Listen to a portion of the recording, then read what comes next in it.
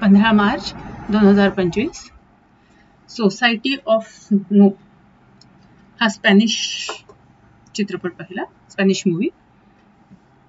म्हणजे अक्षरशः हॉरिफाईंग आहे एकदम,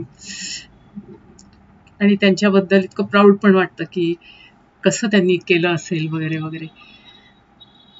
छान आहे, म्हणजे टची पण आहे आणि छान पण आहे, आवडला म्हणजे मला. ॲक्च्युली युराग्वेवरून एक विमान निघतं आणि त्याच्यात 40 पॅसेंजर्स असतात आणि 5 क्रू मेंबर्स असतात. आणि जे 40 पॅसेंजर्स असतात त्याच्यामध्ये मॅक्झिमम लोक यंग असतात, प्लेयर्स जे फुटबॉल रग्बी खेळणारे वगैरे. आणि ते लोक चालले असतात अर्जेंटिनाला.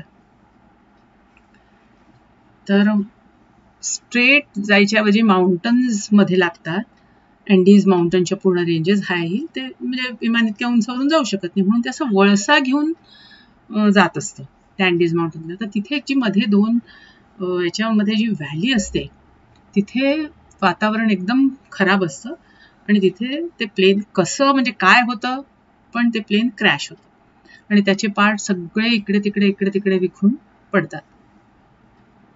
आणि त्याच्यातले काही क्रू मेंबर्स तर मग इमिजिएटलीच मरतात, पण जे कोणी राहिले असतात तर ते कसे सर्व्हाइव्ह करतात आणि कसे त्याही म्हणजे दरम्यान काही लोकांची मृत्यू होते.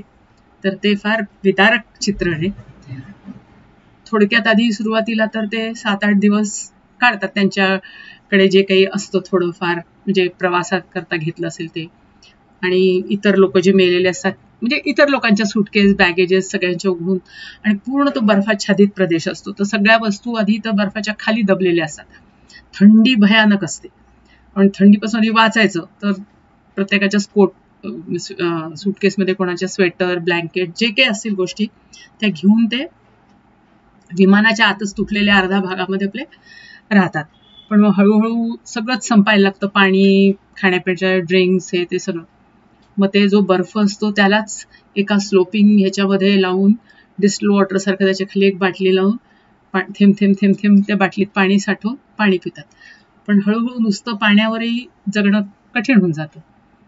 मग ते म्हणतात, त्याच्यातला एक जण सुचवतो की आपल्याजवळ आहे खायला. म्हणजे त्याचा उद्देश असा असतो म्हणायचा की जे बर्फाखाली आता दबल्या गेलेत, मेलेत, तर त्यांचं मांस आपण खाऊ शकतो. मग त्याच्यातही खूप जण आधी नकारच देतात. मग जे काहीच राहू शकत नाही मग ते लोक थोडं थोडंसं कापून त्यातलं मांस खातात. मग जेव्हा आणखीन दिवस उलटायला लागतात आणि त्या म्हणजे मदत कुठूनही येईन अशी होते, तेव्हा मग बाकीचेही लोक मन मारून का होईना ते खायला सुरुवात करतात.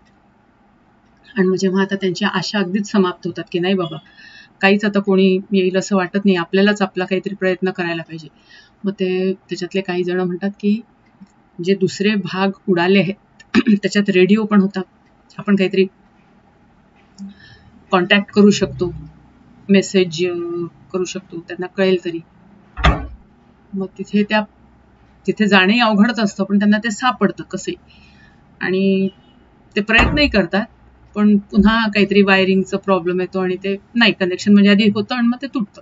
म्हणजे थोडक्यात त्यांना ते जमू शकत नाही कॉन्टॅक्ट करणं. मग आता काय करायचं, आपण इथेच मरायचं का काय, कोणाची मग एकदा दोनदा विमानं गेलेली असतात तिथून शोध कार्यासाठी, पण त्यांना काही हे लोक दिसले नसतात. मग आता काय करूया. मग त्यातले 2-4 जण हिंमत करून म्हणतात की आपण हे माउंटन रेंज क्रॉस करून गेलो की पलीकडेच चिली आहे, तर तिथे जर आपण पोहोचू शकलो तर मग आपण तर देऊच म्हणजे मेसेज हा, आणि मग हे लोक सगळे वाचतील. मग ते 4 जण हळूहळू क्रॉस करत जातात आणि 10-12 दिवसांनी ते तिथे चिलीला म्हणजे त्या रिव्हर साईडला पोचतात. मग तिथून हळूहळू मेसेजेस जातात ऑफिसमध्ये, मग लगेच ते लोक हेलिकॉप्टर्स वगैरे अरेंज करतात आणि त्यांना जे उरलेले असतात ते त्यांना रेस्क्यू करतात. तर एवढ्या 40 मधनं फक्त 17 जण वाचतात, आणि ते पण त्या 4 लोकांनी हिंमत दाखवली म्हणून. म्हणजे ते पूर्ण चित्रण इतकं हे आहे की कसं माणूस हतबल होऊन जाते, काही करू शकत नाही, आपण हेल्पलेस, आणि म्हणजे नाईलाजच असतो. म्हणजे एक तर तिथेच तुम्ही मरा, नाही तर प्रयत्न करून मरा, काहीतरी असं त्यांचं एक असतं. पण छान केलं, छान मूवी.